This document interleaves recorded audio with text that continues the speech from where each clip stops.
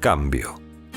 Palabra que simboliza un estado al cual muchas veces le tememos, pero que a la vez es inevitable.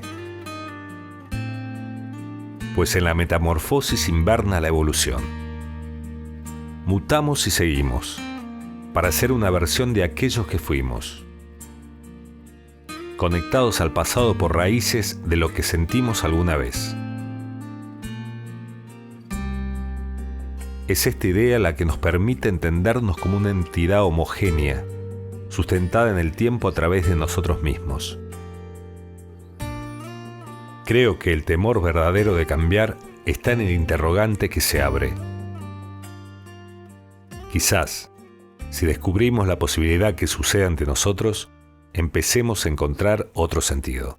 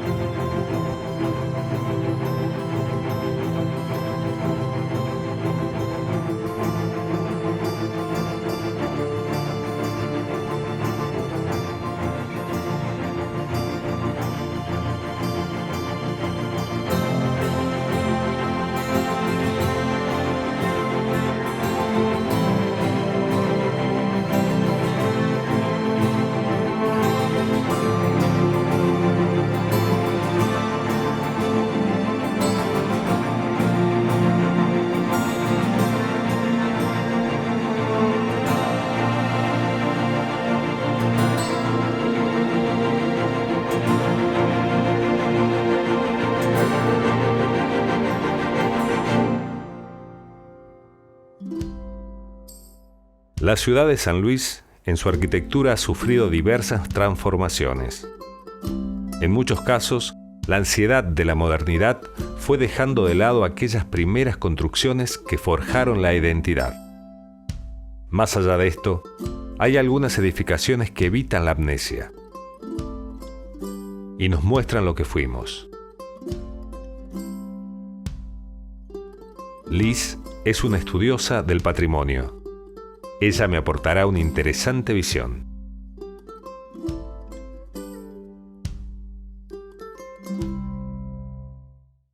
¿Qué es un patrimonio? ¿Qué es patrimonio? Bueno, mira, yo para definir el patrimonio parto de la definición como más clásica de cultura y a partir de allí hacer una diferencia. Nosotros decimos, o se dice, que cultura es toda intervención o acción del hombre sobre el entorno, sobre el ambiente que lo rodea, ¿no? Entonces cultura es todo.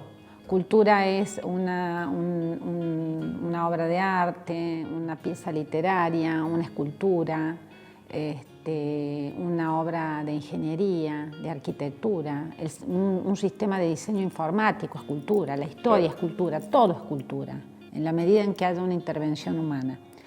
Pero para que esa cultura pase a ser patrimonio, es decir, a tener como un plus, como un valor agregado, se requiere que tenga trascendencia, significación, consecuencias o proyecciones en la identidad de una comunidad.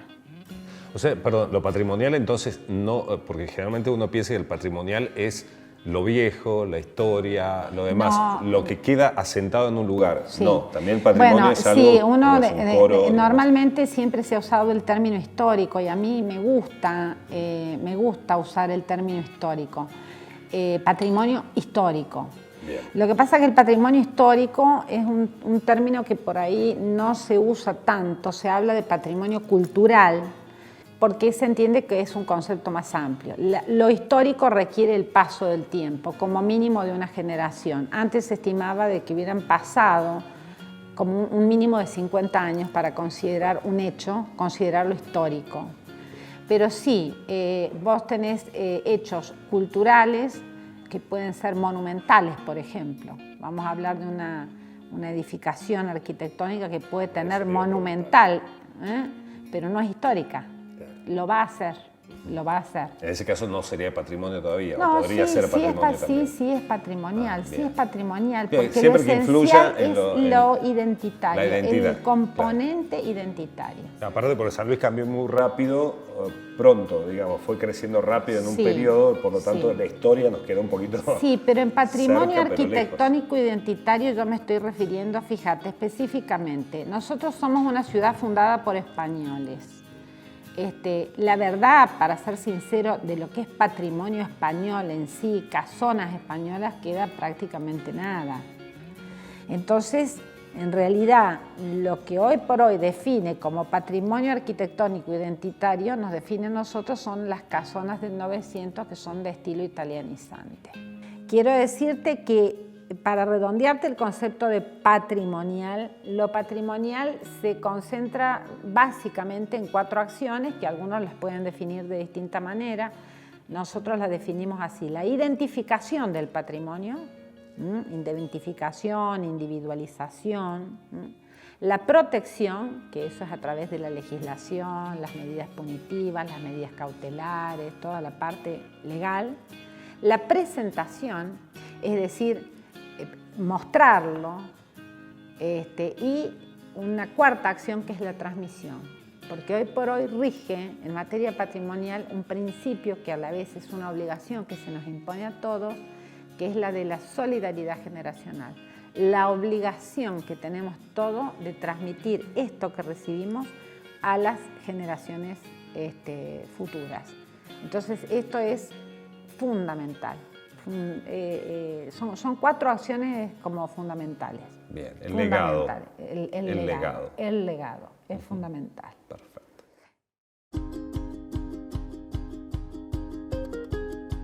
San Luis se fue gestando de acuerdo a las necesidades de cada época. A decir verdad, la ciudad no tuvo un trazado planificado. Por ende, las construcciones se fueron sucediendo conforme su crecimiento. Hugo es arquitecto, pero su curiosidad lo llevó a bucear en la historia. San Luis tuvo una fundación muy discutida, muy polémica. No hay acta de fundación. Para determinar la fecha en que se fundó, hubo un acuerdo entre historiadores, una junta de historiadores que establecieron un dictamen y el gobierno lo adoptó y fue el 25 de agosto. Pero a pesar de eso, del año en que se fundó, 1594, hubo relocalizaciones. Los que fundaban ciudad tenían mandato y tenían un protocolo. Y ese protocolo decía que había que fundarla cerca de un lugar, por ejemplo, las sierras, porque allí tenían refugio, porque allí seguramente había nutrientes en la montaña y además fuentes de agua.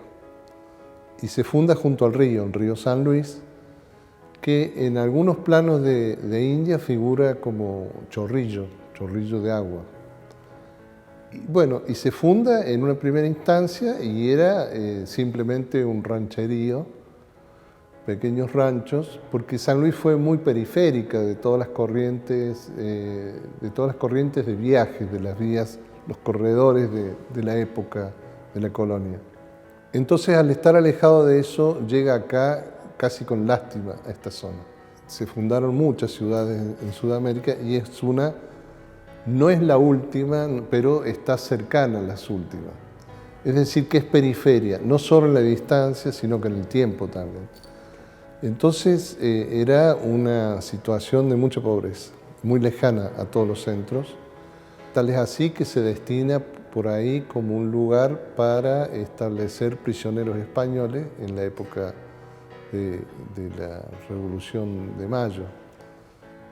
Acá se traían españoles porque como estaban tan lejos de todo, vivían acá en la ciudad como libremente y era muy difícil, claro.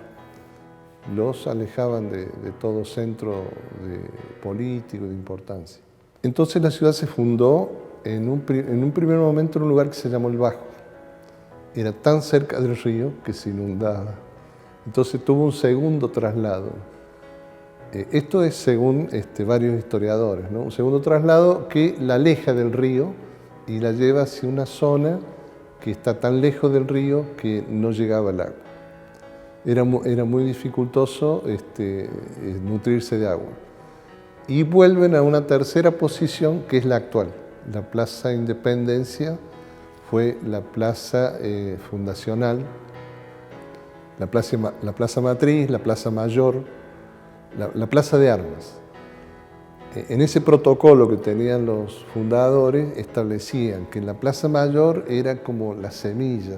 Allí debían estar el ADN de lo que era la política española. Entonces estaba la policía, el cabildo, la iglesia matriz. Y la matriz es como la que genera todo. Y a partir de allí se comienza a desarrollar este núcleo urbano que hoy se llama Plaza Independencia o Plaza San Martín. Y bueno, no queda cabildo, no queda iglesia matriz, no queda nada.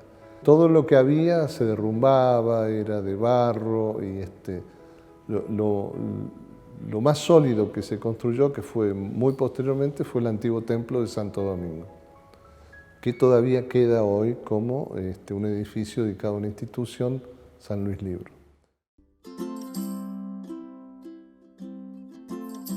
Sigo en la búsqueda de descubrir el pasado. Imágenes recurrentes vienen a mí y me pienso insertado en el péndulo del tiempo.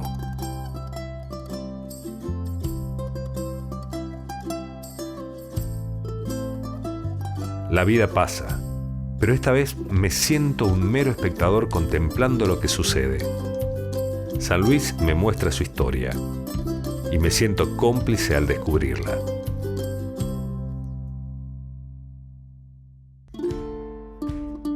El fotógrafo José Lavía es sin lugar a dudas el baluarte más importante de la provincia en lo que se refiere a imagen. Él, con su noble oficio, supo inmortalizar una parte importante de la historia de la ciudad.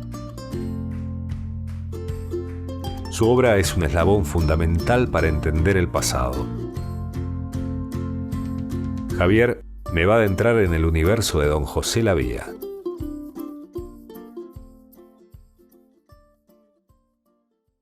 Para vos, ¿qué importancia tiene Lavía con su trabajo fotográfico para la ciudad de San Luis? Y la importancia de Lavía es fundamental. Es decir, desde el punto de vista, obviamente, de la imagen y del rescate de la memoria gráfica, que es donde hoy miramos a Lavía, lo que fue su aporte. Un aporte al registro, no solamente de lo que es la arquitectura, el paisaje urbano, el paisaje rural del San Luis de esa época, sino a todo el quehacer de la comunidad puntana, ¿sí? Perfecto. Y específicamente de la arquitectura de San Luis, ¿cómo repercute la foto de Lavía? Totalmente, es fundamental porque si nos ponemos a pensar, Lavía trabaja en un periodo de tiempo que va desde principios del siglo XX hasta los 60, donde ya en cierta forma toman la posta otros colegas y hay una mayor profusión de gente trabajando en fotografía. Pero hay ese primer periodo donde él es prácticamente, si bien hubo otros fotógrafos trabajando, pero que no igualan ni de cerca el tamaño de la producción y lo exhaustivo de la producción de Lavía, que eso es quizá lo más destacable. Es decir, hoy estamos hablando de arquitectura, pero uno recorre las colecciones de Lavía y se encuentra registrada la totalidad de la vida de San Luis de entonces. ¿Y todo ese material de Lavía, dónde está, cómo está distribuido? Y el material de Lavía en su colección, que estimamos pasa las 35.000 placas, ¿sí? En la persona creo que más, porque nunca vamos a saber en realidad cuánto material de Lavía está disperso en particulares, incluso fuera de la provincia, ¿sí? El grueso de la colección Lavía está dividida en dos partes. Una está depositada en el Archivo Histórico de la provincia y la otra es propiedad de la Asociación Pircas, que desde hace unos años ha delegado la responsabilidad de su custodia, de su estudio y de su manejo a la fototeca de la Universidad Nacional de San Luis. Vos que viste el material de Lavía, Sí. ¿qué es lo que qué te llamó la atención de ese material? Primero es increíble esto que le estoy marcando, es decir, lo ubicuo de su trabajo, él estaba en todas partes, ¿sí? Y lo exhaustivo. Es decir, es pasar, como digo, de un momento a otro, de una escena que podríamos llamar hoy costumbrista, a un paisaje urbano, a la fiestita. Él hacía todo. Es decir, en un momento llegaba para un desfile militar, paraba su escalera en el medio de la calle y todo el desfile posaba para la foto y seguía el desfile cuando él bajaba su escalera, y tengamos en cuenta que la técnica que él usaba era mucho más rudimentaria que lo que tenemos hoy. Y ese valor, me dijiste algo recién, en que de cierta forma es un valor, pero también es como una memoria que nos hace ver algo importante a juntarnos, digamos. A la Vía nosotros le debemos nuestra memoria gráfica.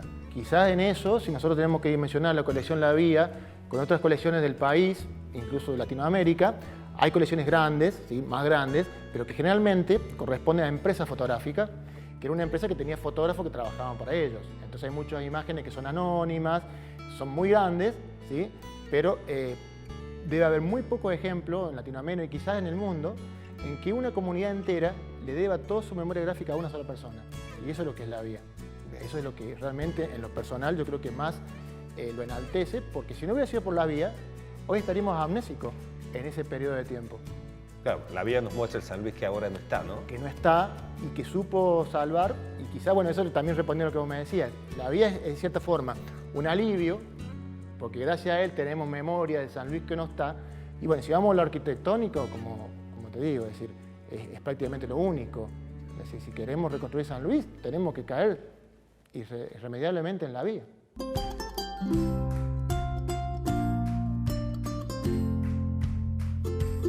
La memoria de los pueblos es lo que permite construir su grandeza. A lo largo del tiempo, San Luis se ha caracterizado por ser un crisol en los diferentes aspectos morfológicos de su historia. La arquitectura es una clara muestra de esto. Cintia me va a ayudar a entender los diferentes procesos que fueron marcando las épocas.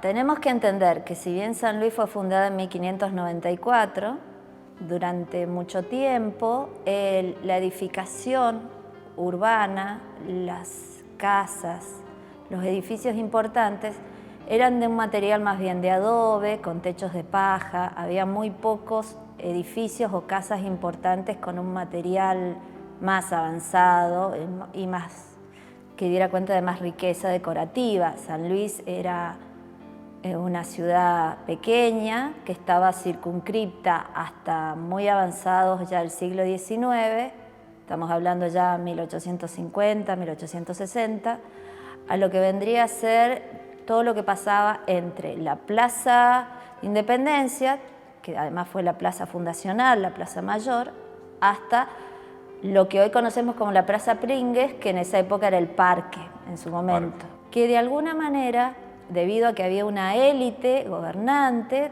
conocemos todo este periodo de la historia de San Luis que va de 1880 a 1905 como el mendocismo, esta élite gobernante, terrateniente, que empiezan a construir casas importantes.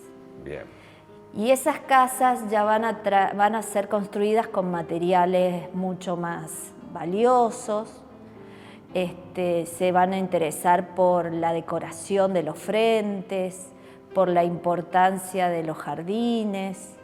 Estas casas construidas con la lógica de los patios, ¿no? O sea, la puerta cancel, las dos ventanas, una ventana en cada costado, el zaguán que conducía a un primer salón y habitaciones que giraban alrededor de un patio central, con un aljibe o un jardín interior, y después una sucesión de patios que daban cuenta de los diferentes espacios de la casa, ¿no? Y de los habitantes, espacios abiertos a la vida pública y espacios en el área privada. Perfecto. ¿Esa estética respondía a alguna corriente europea? Podemos decir que el estilo de las casonas de estas familias importantes, donde todavía podemos encontrar algunos ejemplos en la calle Colón, sobre todo en la calle Colón entre Ayacucho y Belgrano, por ejemplo, la casona donde hoy está ubicado el Consejo Deliberante, una casona que se encuentra en la misma cuadra donde está el Colegio San Luis Gonzaga, da cuenta de un estilo neo-italianizante.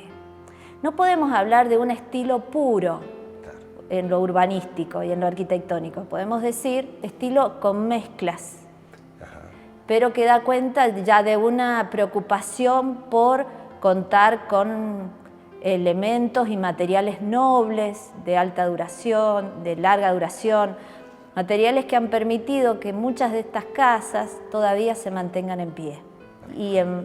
Y que da cuenta también de los habitantes de estas casas que se han preocupado por mantenerlas en buenas condiciones, ¿sí?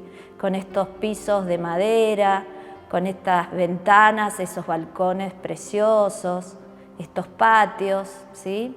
Hay una historia rica de casonas, de una vida muy familiar, con una lógica maravillosa del encuentro, de la idiosincrasia de tomar el té. Creo que San Luis ahí tiene toda una historia urbanística, más allá de que muchas de estas casonas y estos edificios importantes han desaparecido, que merece ser contada, ¿no? Porque todavía hay fotografías y hay gente que recuerda todo esto.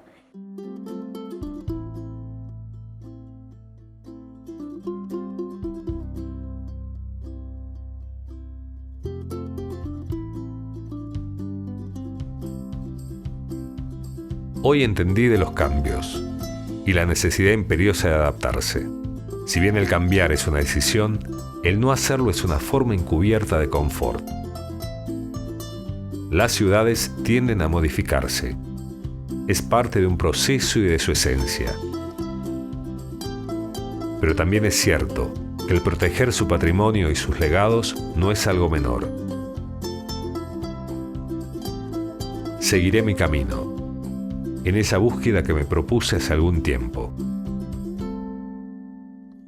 Dejaré que los cauces hagan su magia y me transporten según su deseo.